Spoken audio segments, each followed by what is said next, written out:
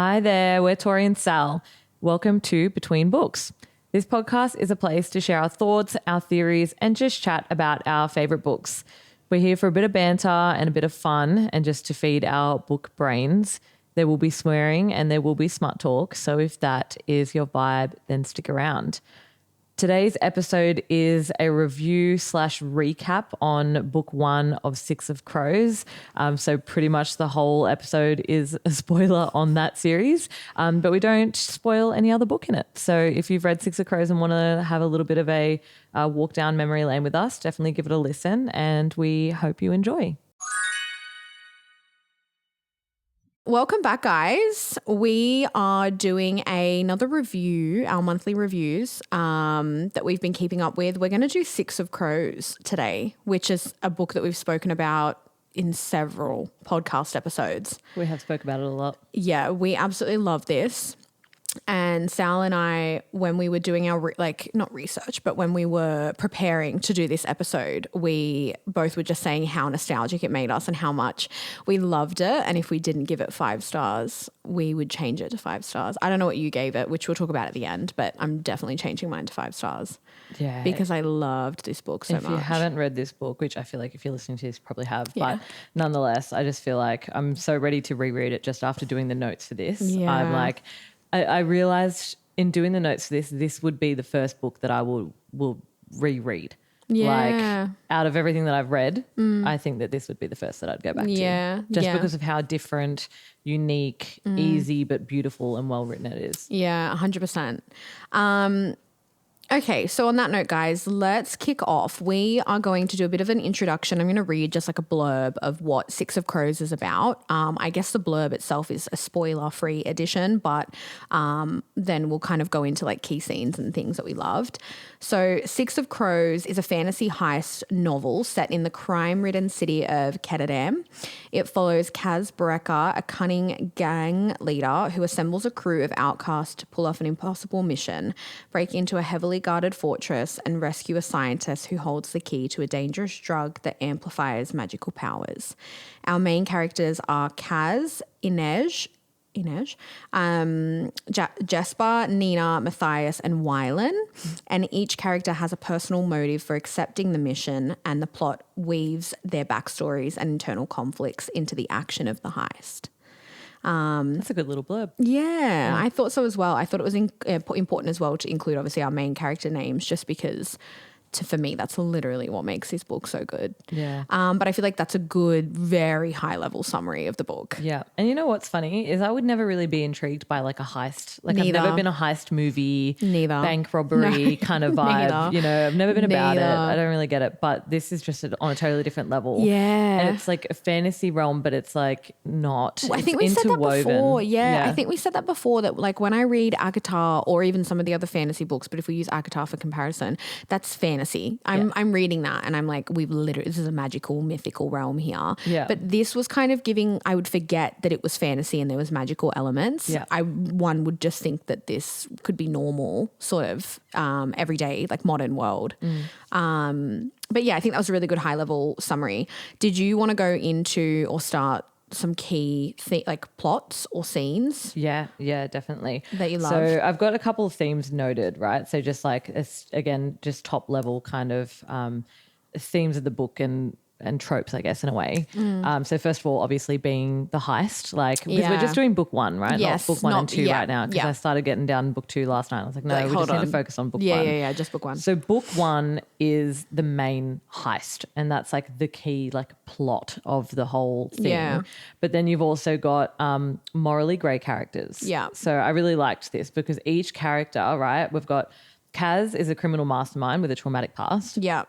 Inej is a convict. Yeah. So she was actually taken from her, I think she was the Sulai from a different country. She was taken and given to a brothel. So she's a convict and she's got like a thing for like revenge and trauma as well. Every single one of them Everyone's has like got trauma. except for Jesper. So Jesper's a gambler.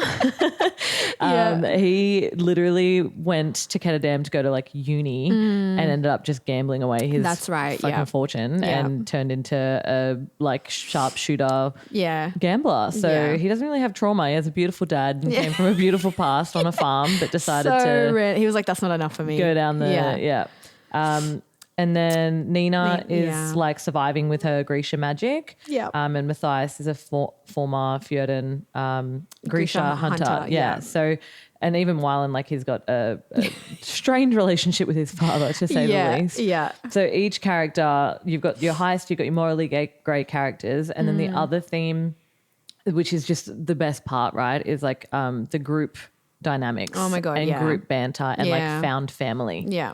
Like the reason why this book is so enjoyable is the story is incredible, but the characters are just so great. Like that's what I wrote. I was like, the characters, because I feel like at this point, I'd read a lot of fantasy books, and I feel like you've read quite a few now, but this is still one that we constantly talk about that we really enjoy. And although there's like this isn't romantasy. There's no romance. There's no fucking porn, like, which is usually what we like. I literally thought there was going to be too.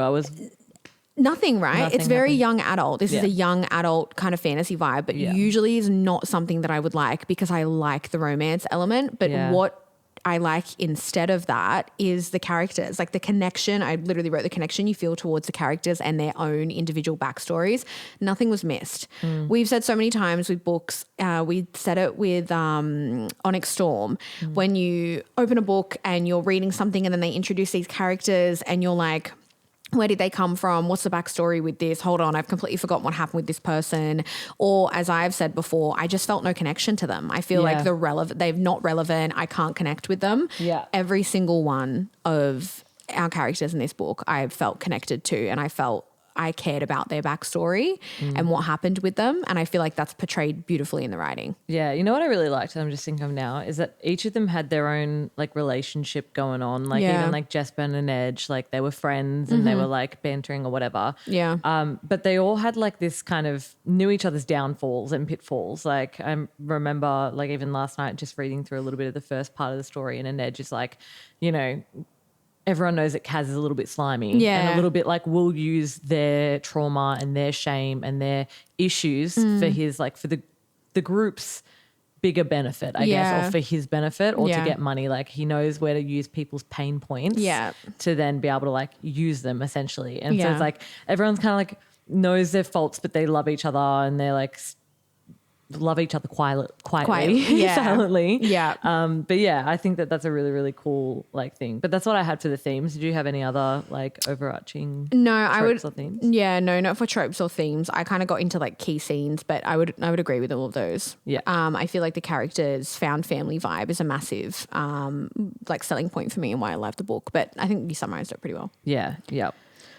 So key scenes, the first one that I wrote down, you're better at doing these because I kind of skip. I pick like 5. Yeah, you're going to have to let me go first. Yeah, because I've got...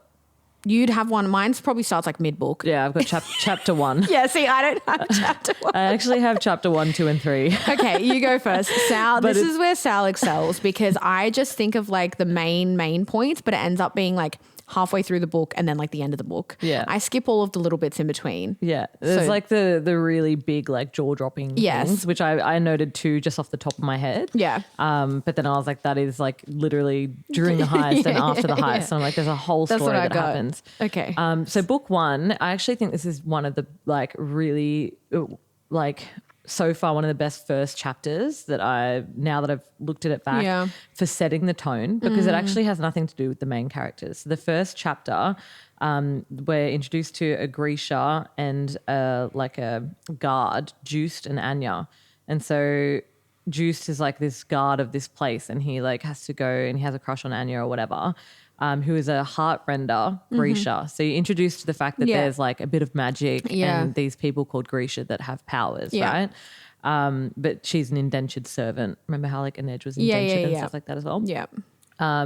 And so essentially, like, the first chapter is a story how he goes and finds Anya and she's being kept in this little boat shed and she's like been given a drug and they're testing it on this boy. So, yeah. so they cut this boy and she has to like heal him, and then they give her the drug and she has to do it again. Yeah. But instead she gets like fucking all powerful and shit like that.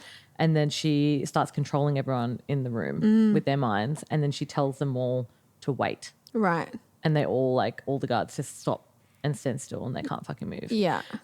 So I think that that's really fucking cool. Oh, because she tells as well, I've got here, so she picks up the boy that was being used. Yeah. And then she tells the runner, like the owner of the place, to pick up a knife. Yeah. And that's how it Oh, I finishes. do remember this. Yes, sorry, I do remember always this. takes you so long to lock in. See, that's not even, I didn't even have that down for like key scenes at all. But now when you've just said picks up the knife, I'm like, oh my God, yes, hold on. Oh, I remember all of this now. Yeah. Yeah, okay. But You I don't remember actually get him like kill himself, but she tells him to pick up a Yes, knife and like yes. she's going to tell him to fucking do it. And I think that kind of sets the tone for the drug itself, right? And why they want to, because what's the drug called? Jerda-Parnam. That's right. I remember thinking it was similar to, you know, when you get your lips done, Juvederm. Oh, You know when? yeah. You know, I like don't know the name okay. of that, but The product when you get like filler in your lips is called Juvederm. And I remember thinking when I was reading this book, I remember thinking, I think I even underlined it in my quotes or something, being like, oh, this reminds me of the everyone's the getting lip filler. filler. Yeah, so I feel like, now I remember that beginning scene. I feel like that really set the scene for the drug itself and how important it was. Yeah. And what all the hype was with it, obviously. The first 3 scenes of this book are like literally set the base of the book. So you've got that first one and those characters don't really fucking matter. You don't really have juice to Anya throughout the rest of the story. But it sets that tone. Yeah. There's a drug that's being used that heightens the Grisha's powers. There's Grisha, their powers. And then they're also like being used as servants. So it sets that. Chapter 2, we're in Ketterdam. Yep. And this is where Kaz, so we find out that Kaz, Anej and Jesper are all in a little crew together called the Dregs. Yep, remember that. And then they've got to do a meeting with a rival gang. So you're like, okay, main characters, they're in a gang, all right? They're in an underworld gang. They're meeting with another underworld gang. Supposed to be unarmed, but then they meet in the middle of the night. Yes. And Nedge is on the top of the roof. Yes. She's being the spy. Yep, remember looking this. down. And then what the other gang is doing, they want to kill Kaz and that. So they've actually bought their thing. And the secondhand gang member of the rival gang goes to like pull out a gun and his like leader tells him to shoot Kaz, but instead he shoots one of the dregs. Yeah. Which Kaz now, this is when you figure out that Kaz is all like mastermind. He's super smart. He's super cunning. Yeah. Because he knew all along that they were going to do this. Yeah. And he paid off. Oh no, he blackmailed the guy who was going to shoot him to shoot someone in his crew that he knew was like fucking them over anyways. Yeah. So it's like Kaz is always one step ahead. Again, is what we get from you're that. getting that from chapter 2. Yeah. Yeah. And then chapter 3 is when Kaz is abducted by someone who can walk through fucking walls. Yes, that's Do you right. I remember that. I remember that. It's Yeah. a Grisha and he just walks. He's a fabricator. Yes, and I he remember this. Walks through a wall, gets abducted, meets Vanek, Yes. who tells him about the Jerda-Parnam. Yep. And then gives him the heist proposition. Yeah, see, that's what I had. See, I had chapter 3. Yeah. That's what okay. I wrote down from, which is, obviously he, Jan, is his name? Jan Van? Yeah. Yeah. Oh, Vanek.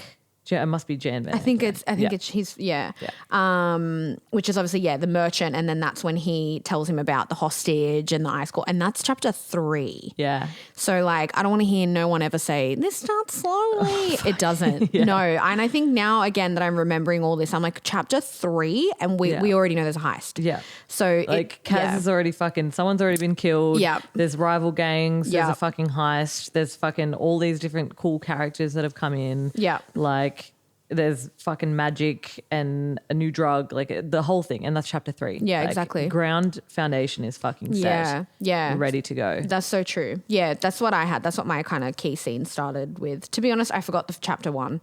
Completely forgot all about well, that. it's just like a little side step. But I remember when it Yeah. started and then when she tells him to pick up the knife, I'm like, oh, this is fucking good. Yeah. Like this is cool as shit. Yeah, that is cool. Okay, what's the next one that you had? Because I think mine skips a little bit. Mine's like chapter 10 after this. What kind of happens in that one? Well, the introduction, which I think starts in like chapter 8, Nina and Matthias, sort of their backstory, their trauma together. I think when I looked at it was chapter 8, where we kind of get to know more about Matthias, obviously being the Grisha hunter, Nina and Grisha, like we kind of hear about it, but they kind of have that big argument where that we get to understand their backstory a bit more. There's some tension, but they understand that if they're going to work in this heist together and this mission together, they need to start to trust each other, because obviously you learn about their backstory and you know that they have no trust for each other. Yeah.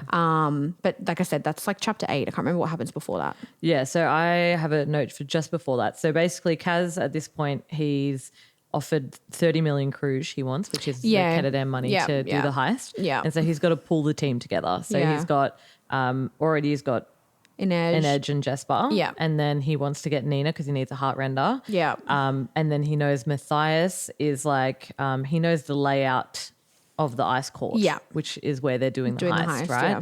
So he needs someone who knows like the layout and like the fucking protocols and all the guard stuff and whatever else. Which is him. So that's why he wants to choose Matthias. Yeah. And just before we actually get Matthias, they have to get him because he's in prison. Yes. Oh my God. Yes. Yeah. So he's in, I think it was called Hellgate. Yes. Yeah. Oh my God. I vividly remember this. Yeah. And Nina's the one that had to pretend. What is She had to make him look sick. That's right. Yeah. Yes. Or she made some other dude look fucked up. Yeah. So Kaz staged a prison riot or a prison fight. Yeah. And then he paid off the guards to make sure Matthias was in it. Yeah. And it was really sad because Matthias is like, has to like fucking basically kill someone and fight for his life. But he has to kill a wolf. Do you remember? They like let in a wolf into the fight, and it's like this big white like dire wolf or something like that, which is like the sign of like the Druskal warrior. Right. And then he has to pretty much kill the wolf. Right. And it's like super fucking traumatic for him because they're like a fucking god like in there sign to or them. whatever. Yeah. Which is like super sad, but that scene was like pretty intense. Yeah. For that. And then to get him out, they like had some other dude that they pretended I looked remember all that. fucked and like diseased or something like I that, and remember then that. got him out. So that whole scene was pretty intense. And then that's when he sees Nina and he's like, no, fuck off, I'm not coming with you. And he like hates her. I think why I forget that stuff is I forget that it happened so early in the book. Yeah. And I think, well, we're not at that part yet. But then like now when you're saying that, I'm like, oh my God, yeah, the prison thing where they had to stage him to get him out. I forgot all about that. But I think I forget because I don't expect it to be so early on in the book. Yeah. Like we're talking, this shit's happening like chapter freaking 4, chapter 5. Yeah. But yes, I do remember that scene now. Yeah. And then you kind of learn, I think at that point, right, more about Nina and Matthias and how he got to be in prison. Obviously how that relates to her because she's a Grisha and he's a Grisha hunter. Yeah. And then she saved his life.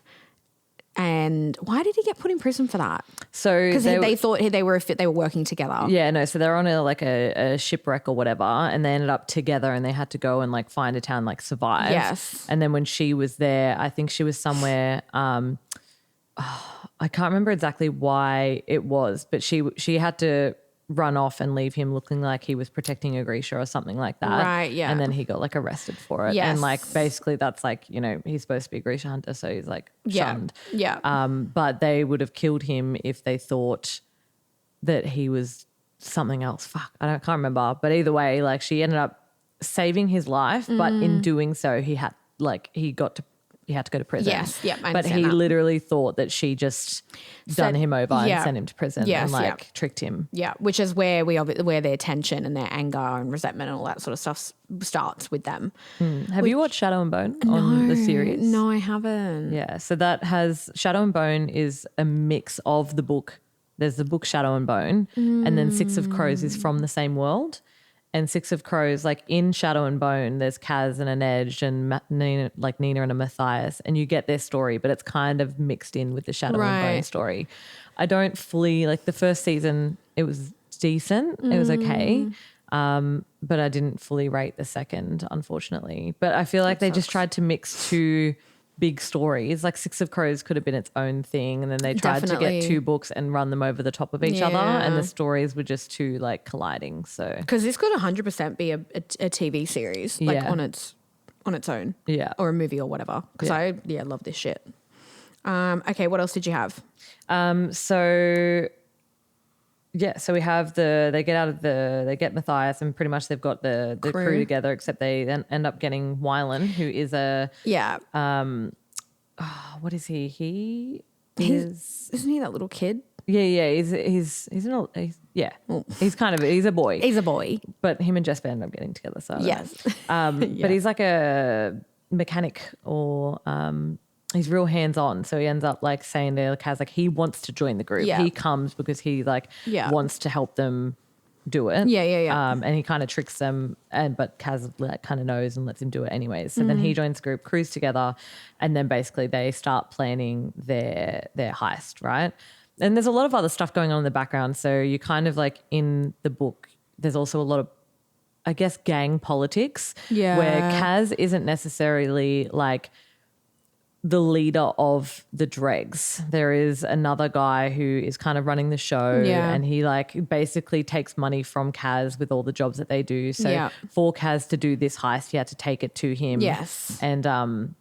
And basically he gets a cut from it and all that kind of stuff. Yeah. So there's all this other political stuff going on in the background. Yeah. You learn a little bit about Inej's story, how she worked at the menagerie. Yeah. Kaz like bought her from there and saved her from there and all that kind of stuff. So there's all that in the background, but essentially we're leading up to the fucking heist at the what's it called? The Ice Court. Ice Court, yeah. And I think the background, like weaving the book and the writing, weaving into the characters' own personal background stories. I think that's why, like, one of the reasons why we're saying that we love it so much is because you've got all of the heist stuff going on and preparing to break into like the Ice Court and get the drug and all that sort of stuff. But then you learn more about each character, like Nina, Matthias, Inej, like you said. Jesper, I remember being a little bit bored by his stuff because I was like, he doesn't really have cool trauma. Like, he's just like the gambler.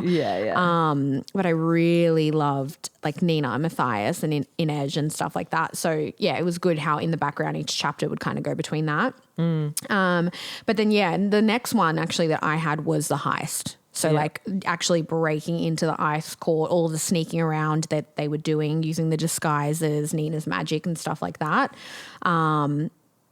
Setting the traps, avoiding the guards, all that sort of stuff. That was just like action packed. Yeah. I had the scene. So they have to break into the Ice Court, right? And they have their like they're going through the gate. They have their disguises.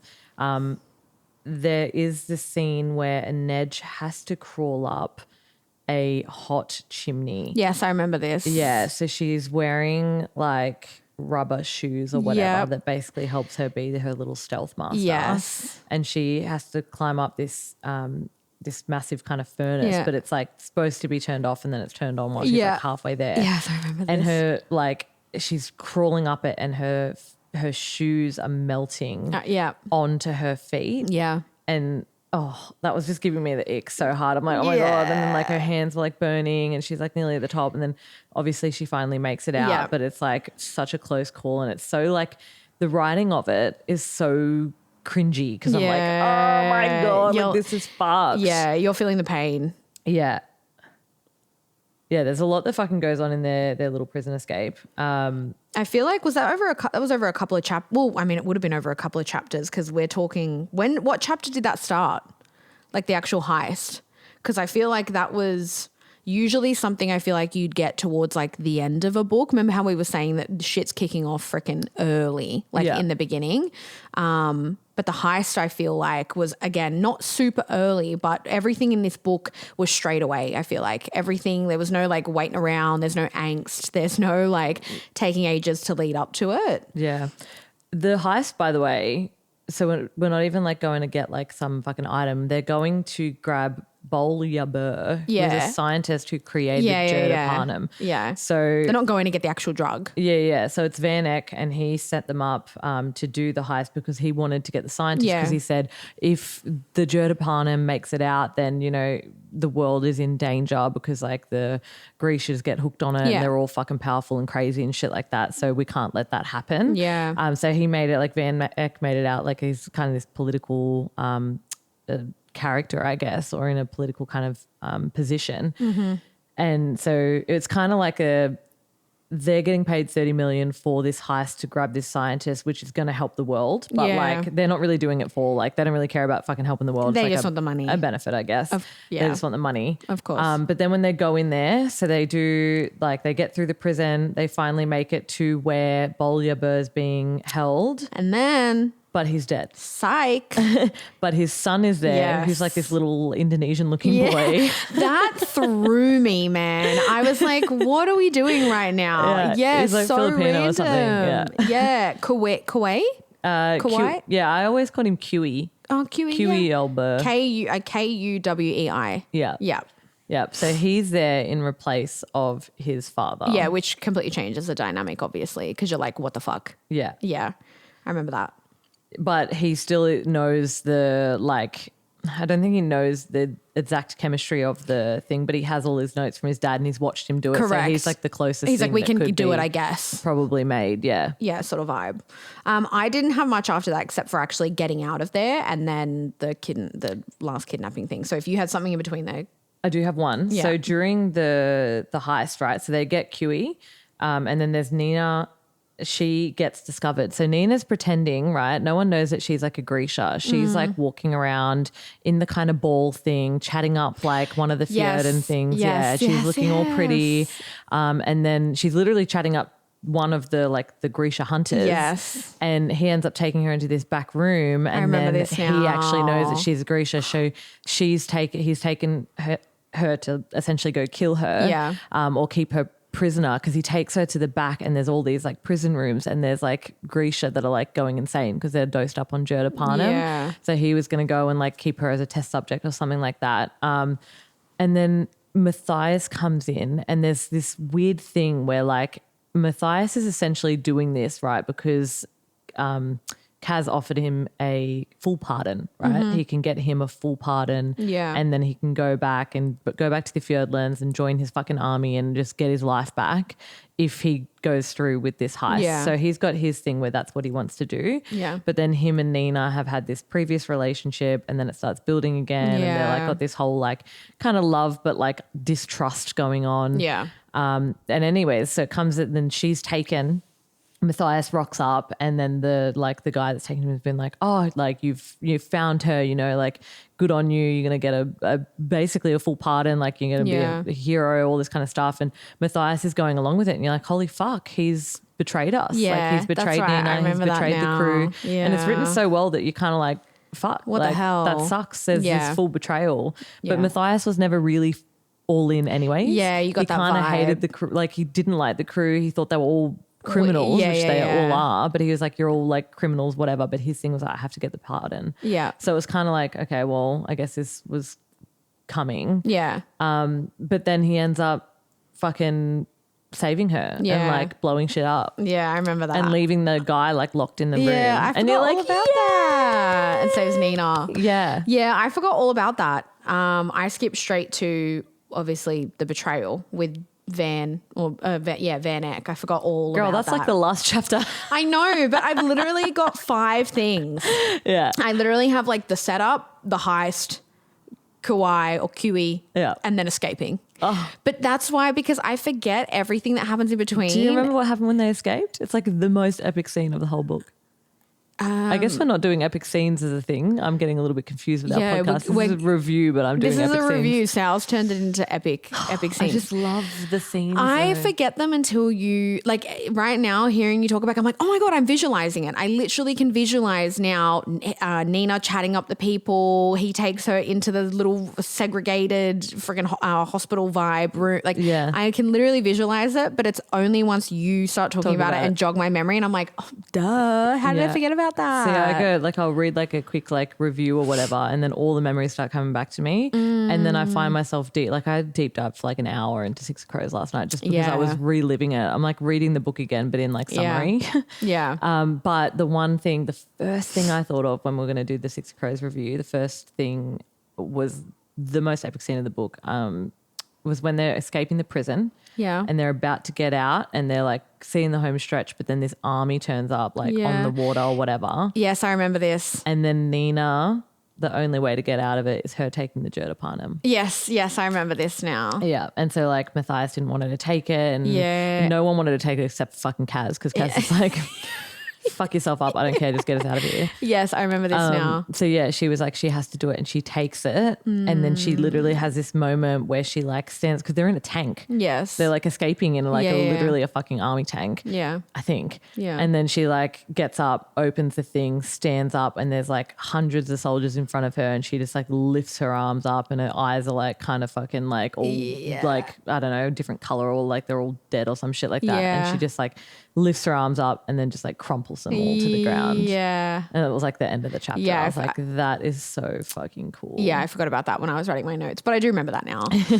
And because then they have to go in, we're kind of going to book 2, but then that goes into book 2, right? In terms of like her having taken it. Yeah. And then the side effects and all that sort of stuff. Yeah. Okay. So with Jurdapanem, it's like a proper fucking meth heroin vibe. Like they get addicted hooked. to it and they have side effects and all that kind of stuff. So it was like she didn't want to take it. Like she wasn't supposed to take it because it completely like changes a Grisha. Yes, So I remember that. she just wanted to save the crew. I know. I love that. Love her so much.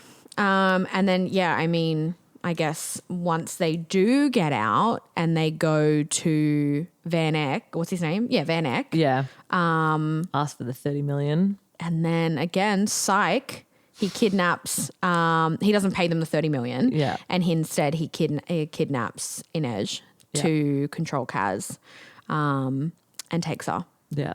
How does he leave with her again? Does he get up? Why do I have a vision of like him flying away with her? But I know he doesn't fly away with her. No, he doesn't fly away. No, but like, because they were near like, why do I think they were near like near the dock? Yeah, I think he takes her on a boat. On a boat or something, yeah. That's like why is that the thing that I remember of all things? Yeah, but it was like, just like, I don't know, you do this whole heist and it's like, oh, they've done it. That's what yeah. And then you go back and he's like, his thing, that's what it was. So Van Eck wasn't actually wanting to get rid of the Jurdapanem. He was wanting to use the Jurdapanem. That's right. So he tricked them into thinking that he was going to like get the scientist, Bolubur, and like put him in a safe house and keep him somewhere or whatever. But instead, and that's why they kept QE, and because they were going to do like the transaction where they get QE and he gets the 30 million. That was the deal, right? Yeah. 30 million for the scientist. And then when they discover that, they're not going to be able to get it, then old mate fucking Van Eck takes an edge. Yeah. Wasn't there something with a big graveyard? I don't know if this is in book 2 or book 1. They're in this stone big graveyard and they have to, you know what, that's book 2. Yeah. Is that when there's also dead? No, I'm thinking about another book. No, what book am I thinking about? She resurrects dead people. I'm thinking about something else. You're thinking about book 2. Oh, am I? Oh my God, yeah. No, there's a lot that happens in book 2, but nonetheless, it ends on with an edge being taken. Yes. And that sets the whole story for book 2 because Kaz is fucking furious. He has a little thing with an edge that it's like the cutest, saddest, slowest, subtlest, romance. But not so subtle. Yeah. That's another reason why I thought like, this is very YA, young adult. Like there's no smut in this. It's very young reader vibe. Yeah. Which again is not something usually that I'd be into because I would be like, oh my God, hurry up and have sex already. But I didn't feel that with this. I wasn't waiting for that. I was not waiting for it. Because I thought, because I'd only read romantasy books and I thought that's just how books are. They all have smut. So I was kind of like, expecting it to happen, but I was never like, when is that happening? Like this story didn't need it. No, not at all. Good stories don't. You know what I mean? 100%. Throne of Glass didn't need it. Six Crows doesn't need it. Like good stories don't. 100%. I feel like the Powerless series probably could have done with a little bit of smart, a little bit of extra smart to bring it along. Yeah. Don't even get me started on the fucking Powerless series. Well, that's what I think. Like if you have the proper plot, you don't need that extra. Such a shame with Powerless too, because the writing. Impeccable, incredible. Anyway, we've done episodes on that. So yeah. I did want to. There's one other thing. I just don't know if it's said in book 1 or book 2, but it's Kaz's backstory with his brother. I feel like that's book 2. Could you Google it? I am now. There's. I think it is book 1A. Is it? Yeah, chapter 18, I think. But nonetheless, there's a super dark, like, story behind Kaz. And I think that the way that they did it was so fucking good, because it's like he has this whole thing of like not wanting to take off his gloves, and he's just like, he always wears his gloves and he won't do anything without his gloves. Yeah, this says chapter 14 in Six of Crows. Yeah. Okay. So going back where you're kind of like trying to understand everyone's history and everyone's past, and like Kaz is like the biggest, like, what do you call it? Like, he's the smartest kind of. He's the mastermind. He's right? the mastermind He's the behind leader everything. of the crew. Yeah. But he's, you know, he's so like broody, mysterious, angry, asshole. Yeah, just the list goes on. Yeah, like he's got trauma to him, but you just don't know why he is. Like, what's happened to this man? Yeah. And then he kind of goes back. He starts having these memories of his brother, and then basically they have like this chapter that is a couple pages long of like a flashback, essentially. Yes. Of Kaz starting in Ketterdam with his brother because they lost their parents. Yep. And so they've started in Ketterdam. They're starting to do little like little jobs and little gambling things where they're kind of like getting a bit of money, and then they do a deal with this guy who ends up fucking them about. Scamming them. And at the time in Ketterdam there was like an illness going around as well. Queen's Lady Plague. Yeah, there you go. Queen's Lady Plague. Yeah. And essentially this guy scams them out of all of their money, and they're like living on the streets. They're super poor, but they have each other, you know, and they're like keeping each other warm, and they just have this brotherly relationship, but they're like whatever. And then his brother gets fucking sick with this plague, dies, and they have like these like boats that like take the bodies out or whatever else. And Kaz ended up like, he was sleeping with his brother and was sick as and like emancipated. So he was like just kind of half dying as well, but he didn't have the plague. Yeah. And he gets scooped up with his brother into a boat full of dead bodies. Yeah. Oh, I remember reading this and it just kept getting more and more gruesome.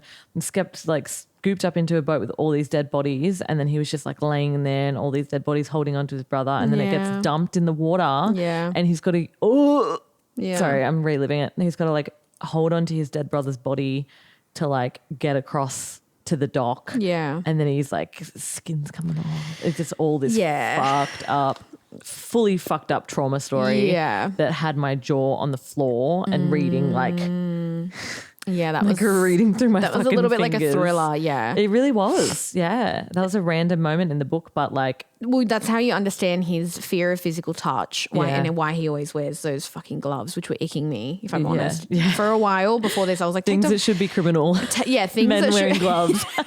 Ew, gross. Oh, guys, Tori has this list of things. We need to go through it sometimes. Some of them I think you might be incriminated yourself for having written. Oh my God, 100%. Maybe you can read out half of it. Yeah, I've got a long list of things that I, in my notes app, that I add things to. This has been ongoing since May last year, where I'll just add in random little things. I think I've got like 12 things on there. Yeah. I'm going to add men wearing gloves. Men wearing gloves, yes. Men wearing gloves that should be criminal. Yeah. But this is how, we obviously find out that Kaz, he doesn't like physical touch. He's wearing the gloves.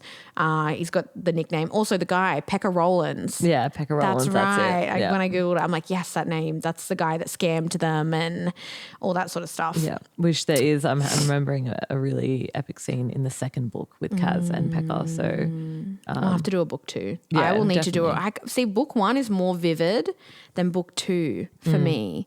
So I'll need to do a full recap on book 2. Yeah. Because I can't remember much of that. Well, you know, I'll always be here to... I know. Sal will be here to pick up the freaking slack. To talk about the first 80% of the book before you get to the last and then 20. finally I'll come in and I'll be like, oh my God, that's when that happened. Yeah, honestly, book reviews, unless it's a book that I've literally just read, like we have to do a book review the day after I finish a book for me to remember it. Any longer than 2 days, sorry, but I'm racking my brain. Yeah. It's like what Tori was saying today. Once I finish a book, I'm moving on to the next thing. I don't hold any space in my brain. So see, James says he's like, you've got the perfect mind for reading because you're so invested. It's like the stories just become a part of my past. Yeah. Even still now, I'm like, how do you remember stuff like this? Yeah. I'm like, I don't remember that. Probably don't remember the important things in life. That's the thing, you remember, but this is important too. Yeah. Like seriously. But I live in books. Like I was fucking You driving the become other immersed day. in them. I was driving the other day to unwind. I don't know if I was telling you this, but I was driving down at 5 a.m. to work, and I'm just like sitting there thinking about Hermione and Draco's relationship and how much it would have hurt Hermione to like have this thing happen, and like what her emotions would have been going through. And like I was just driving in silence, and then like I realized I was like halfway, and I was like, oh, What have I been doing? How did I get here? literally just been like deciphering the intricate like plot line of Hermione and Draco's relationship. This is what's consuming space in Sally's mind. Yeah, I'm just forgetting about my normal life now. You're good at that though. You're good at keeping space for that sort of stuff in your brain. One of us has to be. A bit of an emotional journey for me though. Yeah. Taking on the intense emotions of a book story. Yeah, you're taking on the heavy load. You're doing all the heavy work. Yeah. Thanks, bub. Yeah. So I guess that's kind of summarizes plot. high level plot. Rating? Oh, 5 out of 5. for me. Yeah, I think I looked on Goodreads. I did rate it 4 out of 5. But upon reflection, I'm actually going to change it now to 5 stars because I definitely think that was a 5-star read. I loved it so much and I'm in love with the characters. Yeah. And it's one of the only books, I think alongside Throne of Glass that does not have smut and is not romantic-y, but that I've given 5 stars. Yeah. Like usually I would not rate, and all of my other young adult books, like I don't usually give it 5 stars because I'm like boring, but I loved this so much. I can't even see if I've given it a review. You might not have given it a review. It was early in the day. Oh no, I gave it 4 stars. Changing. Yeah, so we both changed to 5 stars, guys. It just builds. I think Love the story just builds on you. Yeah, I like love it. especially when I started and the only books I read ACOTAR, Fourth Wing, and then Six of Crows. And so like it was just different. It was more, as you said, more like young adult. Yeah. But not in a cliche cheesy way. It was just not what I expected. It wasn't romantic-y. Yeah. So it was a different energy for me from what I'd read. Same. Whereas ACOTAR and Fourth Wing, my like jaw was on the floor. First fantasy books, romantic-y, smart, Yeah. like the whole thing. Yeah. Six of Crows was a little bit tame. But now that I'm like further in my reading journey, I'm like, no, it was fucking like Yeah, it was perfect. genius. It was Yeah. so good. Yeah, no, 5 out of 5 stars for both of us. We loved it. Definitely recommend that book, guys. If you're going to read any book, would you say that's a beginner friendly? Did we put that in our beginner friendly? We chose Six of Crows, I think, as like a first one because it's not long. It's 2 books. And there's not a million worlds. Yeah. There's no jumping from this realm to this realm. It's like one, Yeah. essentially. Not too intense. Yeah. Not too intense on the fantasy, not too intense on the romance. Yeah. Like just a real balance. It's a balanced book. Also, boys. I think boys would definitely eat that up. Oh yeah, it's James's favorite. And he loved it. Yeah. I think I need to get Joey to read it because I agree. I think it's a perfect one for guys. It's just not from like a female no.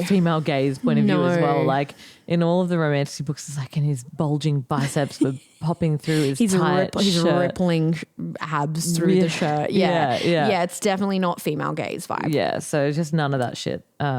Yeah, I love that. Yeah. Okay, cool. So 5 out of 5 stars. Did you have anything else to add before we do our line of the week? For this little review? I think we've covered it. We went over the main kind of themes and tropes. Yeah, and why we love it. just read it.